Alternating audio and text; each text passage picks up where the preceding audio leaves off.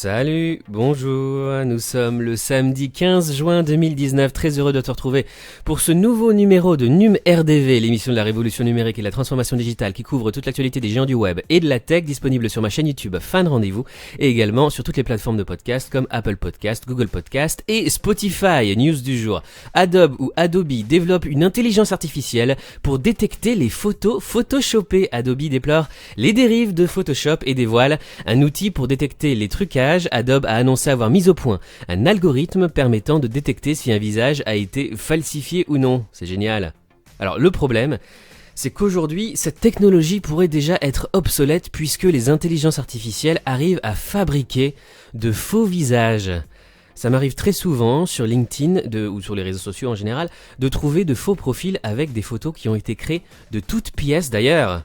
Des espions russes utilisent des photos de profils générées par une intelligence artificielle pour ne pas être repérés. En créant de faux visages grâce à l'intelligence artificielle, des espions russes sont entrés en contact avec de hauts responsables américains comme d'habitude sur LinkedIn, le réseau social. Alors il n'y a pas seulement que les Russes qui font ça, il y a aussi les espions chinois, c'est une pratique très très courante, notamment sur LinkedIn, et c'est vrai que je reçois tous les jours beaucoup d'invitations sur LinkedIn, et notamment des faux profils, beaucoup de faux profils avec de fausses photos, avec des gens qui n'existent pas. Je fais des recherches sur leur identité, je n'arrive pas du tout à les retrouver, avec des noms et prénoms complètement bidons et de faux CV, de fausses identités. En fait, ces profils sur LinkedIn sont gérés par des intelligences artificielles.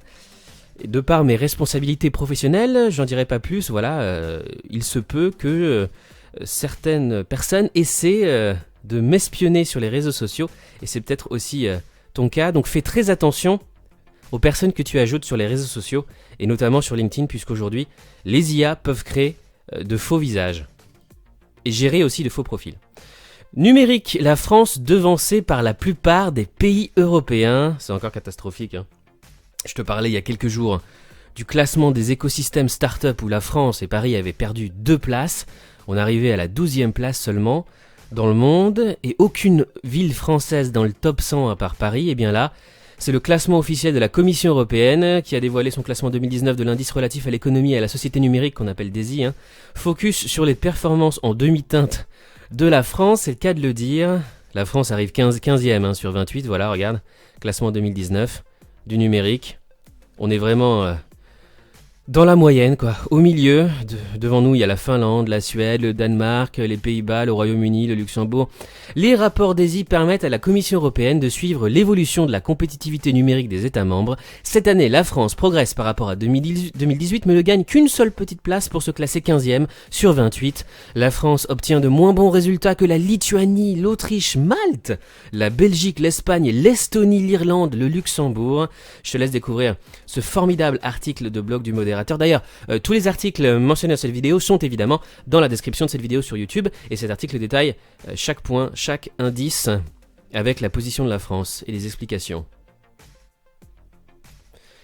Et je compte sur toi pour changer ça, évidemment, si tu t'orientes vers une carrière dans le digital. La France a vraiment besoin de toi, on a besoin de toi, s'il te plaît. Alors heureusement, on a aussi en France quelqu'un qui s'appelle Xavier Niel. Xavier Niel investit dans la crypto-monnaie de Facebook aux côtés de Visa, Mastercard et Uber. Xavier Niel qui fait beaucoup aussi pour les startups françaises. Le Wall Street Journal indique qu'une vingtaine de géants technologiques ont d'ores et déjà signé un partenariat avec Facebook. Parmi les signataires, on retrouve Uber, PayPal, Visa, Mastercard. Alors eux, ils ont signé pour avoir des infos en fait sur la nouvelle crypto-monnaie de Facebook. Stripe, Spotify, Lyft, le concurrent d'Uber aux États-Unis, Booking.com et le seul français, c'est Iliad, la maison mère de Free, dirigée par Xavier Niel. Xavier Niel a investi dans la crypto-monnaie de Facebook. Le groupe Iliad aurait investi 10 millions de dollars pour participer au développement de la crypto-monnaie de Facebook. L'annonce officielle devrait avoir lieu dans les jours à venir. Aucune banque française d'ailleurs pour l'instant. Dans le reste de l'actualité, on va parler des GAFAM.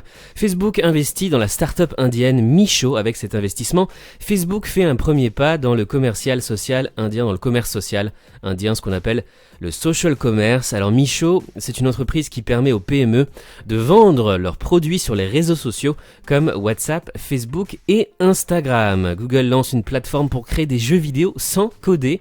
Area 120, l'incubateur de Google, vient de lancer Game Builder. Il s'agit d'un jeu jeux vidéo pour créer des jeux vidéo et sans saisir de code. Si tu l'as pas encore remarqué, Google Search a introduit de petites icônes pour les filtres de recherche. Une entreprise affirme pouvoir extraire les données de n'importe quel iPhone pour la police. Apple pourrait sortir de nouveaux MacBook cette année. Ce chercheur français veut donner vie aux taxis volants d'Uber. Les taxis volants d'Uber qui seront en démonstration, en test dans plusieurs villes à partir de 2020 et qui seront commercialisés à partir de 2023 Uber Air. Eh bien, François Sillon a été nommé directeur du centre de recherche avancée d'Uber Elevate à Paris. Autre news tech du jour, européenne. L'Union européenne soupçonne une manipulation russe une nouvelle fois. La Russie aurait tenté de manipuler une élection en utilisant les réseaux sociaux. Boursorama Ultime, une offre dont je t'ai déjà beaucoup parlé dans cette émission. Que vaut cette carte bancaire internationale? C'est de mon point de vue la meilleure offre de toutes les néobanques. C'est une carte bancaire internationale premium, avec toutes les garanties et les assurances d'une carte Visa Premium, avec retrait à l'étranger illimité et gratuit, avec paiement à l'étranger illimité et gratuit, une offre totalement gratuite si tu fais au moins un paiement par mois avec ta carte, sans aucune condition de revenu. Il te suffit de déposer 500 € sur ton compte Boursorama et tu as ta carte ultime. Il faut juste que tu fasses un paiement par mois avec ta carte et à ce moment-là, tu paies aucun frais bancaire. Avec Boursorama Ultime, Boursorama vient de tuer le marché des néobanques avec une offre qui est, de mon point de vue, bien meilleure que N26, Revolut, Orange Bank, Monabank, Max du Crédit Mutuel Arkea ou Eco du Crédit Agricole. Je te conseille de lire cet article, surtout si tu es étudiant ou que tu es un jeune actif qui aime voyager. La carte bancaire biométrique bientôt une réalité en France, le groupe Crédit Agricole a annoncé être en phase de test pour sa carte bancaire biométrique. Chine, Mate X commence comme Samsung, Huawei repousse la sortie de son smartphone pliable. En pleine crise, Huawei décale le lancement de son Mate X de 3 mois comme un symbole après avoir officiellement abandonné l'idée de s'imposer cette année comme le premier constructeur de smartphone mondial devant Samsung. Enfin, leur objectif c'était pour 2020. La firme de Shenzhen indique un retard sur le lancement de son smartphone pliable. France, 3e meilleure semaine de l'année, avec près de 200 millions d'euros levés cette semaine en France, c'est le classement hebdo de Madines. 10 ans d'Adopi, beaucoup de lettres mais peu de condamnations.